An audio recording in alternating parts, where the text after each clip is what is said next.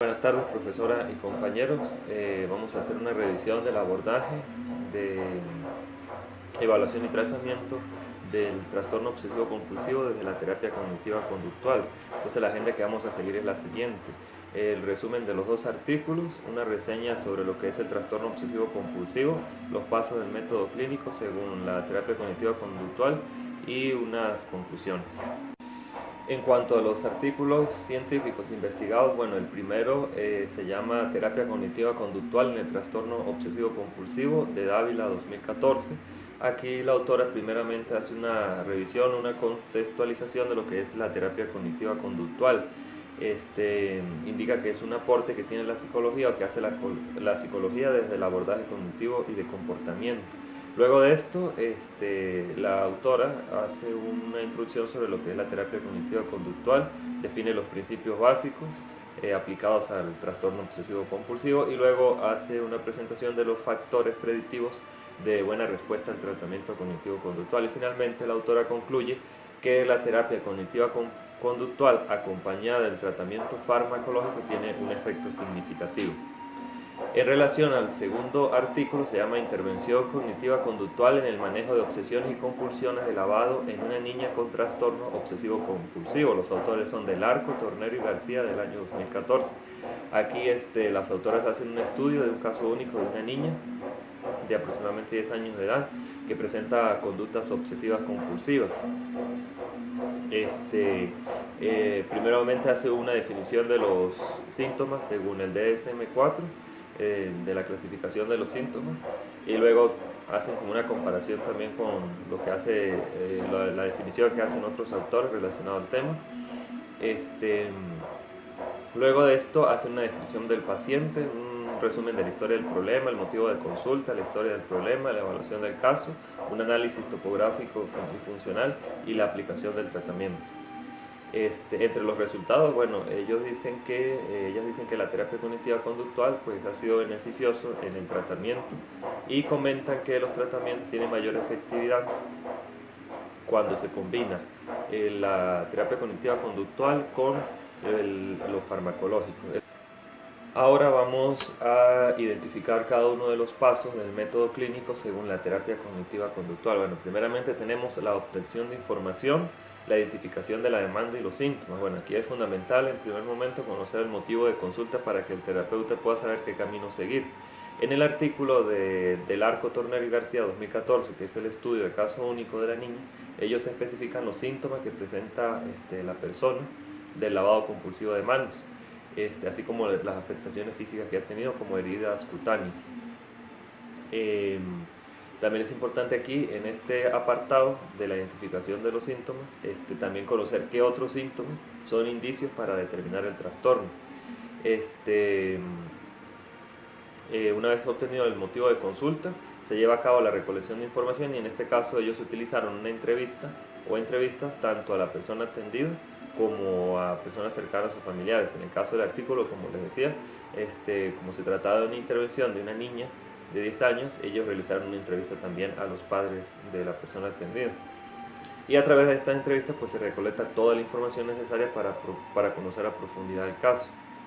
También aquí es importante la observación para conocer algunas conductas, movimientos, posturas, para la valoración del pensamiento lógico, de conductas también, y otros aspectos relevantes que le pueden servir al terapeuta para la intervención futura.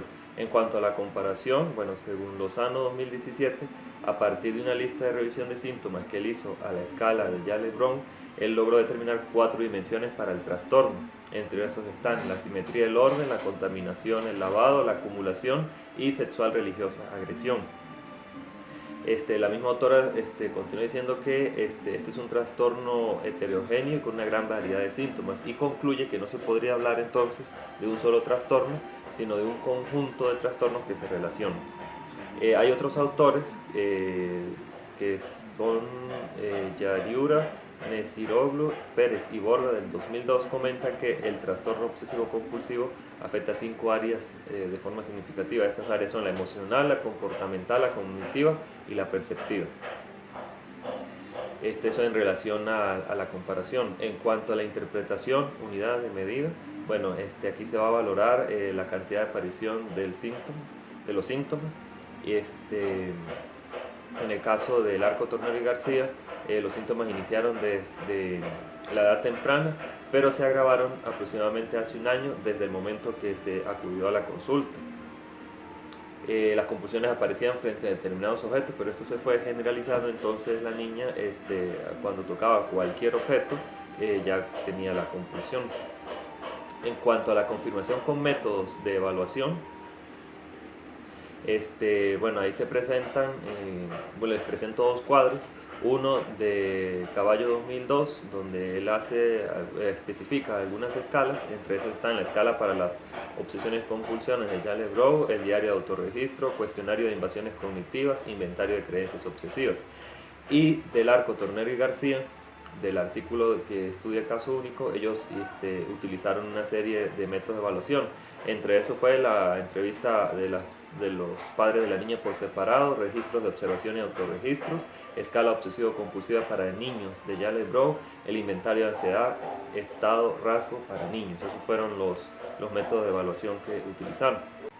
En cuanto a la confirmación de hipótesis, a extraer el diagnóstico, bueno, se utiliza en este sentido el DSM-5 para hacer una revisión de todos los síntomas que aparecen, o toda la descripción que aparece del trastorno en este documento, y entonces ya luego hacer la comparación si se relaciona con la información que hemos obtenido. Bueno, en el DSM-5 pues lo dividen. Entonces primero hacen una definición, una descripción de las obsesiones, ¿verdad? Que son pensamientos, impulsos, imágenes recurrentes y persistentes, y luego las compulsiones, que se dividen en dos, que son de comportamientos o actos mentales. Eso sería en cuanto a lo que tiene que ver con las redes del diagnóstico. En el establecimiento de las hipótesis, bueno, la composición básica del trastorno obsesivo-compulsivo está relacionado con una parte comportamental, ¿verdad?, que tiene su sustento en acciones o comportamientos ritualistas, y la otra parte del trastorno está compuesta por lo cognitivo, que son pensamientos intrusivos. En cuanto a la toma de decisiones y el plan de intervención, bueno, este trastorno compulsivo, según Dávila 2014, es considerado de forma crónica y tiene un curso y una sintomatología fluctuante y variable. Y la terapia cognitiva conductual combinada con fármacos pues puede tener su resultado. En el estudio del Arco, Tornero y García 2014 llevaron a cabo un tratamiento que va a constar de los siguientes objetivos. Primero, ayudar a la persona a que logre comprender el problema. Aquí entra la psicoeducación, reducir la intensidad de activación, reducir la frecuencia de respuesta de lavado y que sea un número razonable. Desarrollar estrategias cognitivas conductuales con la finalidad de que pueda afrontar sus obsesiones y compulsiones, y finalmente modificar o hacer flexible la rigidez de las reglas que hacen vulnerable a la niña frente a este trastorno. En cuanto a las técnicas que ellos aplicaron, están las siguientes: las técnicas de exposición con prevención de respuesta. Se utilizaron técnicas cognitivas para valorar la validez de algunas creencias a través de la discusión. Esto lo hacían a través de la discusión por medio de un interrogatorio. Y aquí el objetivo es analizar la veracidad o no de estas ideas. Luego utilizaron la técnica de entrenamiento de autoinstrucciones, y finalmente utilizaron un programa de reforzamiento para disminuir la conducta problema, y esto lo hicieron a través de fichas autoadhesivas que las iban dando como premio una vez que la persona no hacía esta o cumplía con la compulsión, y luego esto era canjeable. Y todas estas técnicas fueron acompañadas de pictogramas. Dávila 2014 habla de unos factores de buena respuesta al tratamiento. Entre eso están los factores demográficos, farmacológicos y clínicos. En lo demográfico hace relación a lo beneficioso o efectivo de que la persona atendida cuente con una red de apoyo. Lo farmacológico, bueno, la combinación entre la terapia cognitiva conductual y los fármacos, y los factores clínicos, que es la alianza terapéutica. Caballo 2002 presenta una serie de actividades para el tratamiento. Entre esas está la explicación oportuna y adecuada de las obsesiones, que la persona logre entender el papel de la neutralización en el mantenimiento de los pensamientos obsesivos, hacer una preparación de la persona a la exposición de los pensamientos o situaciones que le generen las obsesiones, hacer corrección de la sobreestimación de los pensamientos, exponer al sujeto a los pensamientos y practicar la prevención de respuesta, corregir las exageraciones y que el paciente reconozca en qué situaciones puede haber mayor recaída. Finalmente, corregir cuando aparece el perfeccionismo. De conclusión, pues bueno, como saben, yo estuve trabajando durante todo el curso desde el enfoque humanista, específicamente desde la logoterapia.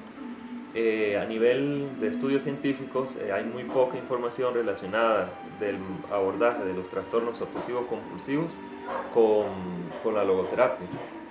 Pero haciendo una consulta al doctor Julio César Ortega, que es psicólogo logoterapeuta, él me comentaba que la logoterapia, su objetivo no es hacer investigación para corroborar de que las técnicas que ellos aplican son efectivas para diversos trastornos, sino que la logoterapia se interesa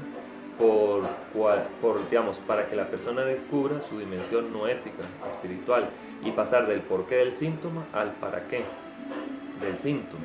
Entonces quiere decir que frente a una realidad obsesiva compulsiva, la persona logre encontrar el sentido de esas acciones y preguntarse para qué están presentes en su vida. Entonces la logoterapia trasciende toda intención de querer modificar un comportamiento, entonces va más allá, trata de descubrir lo que hay más profundo, lo que existe o lo que hay más profundo en el ser humano. Entonces,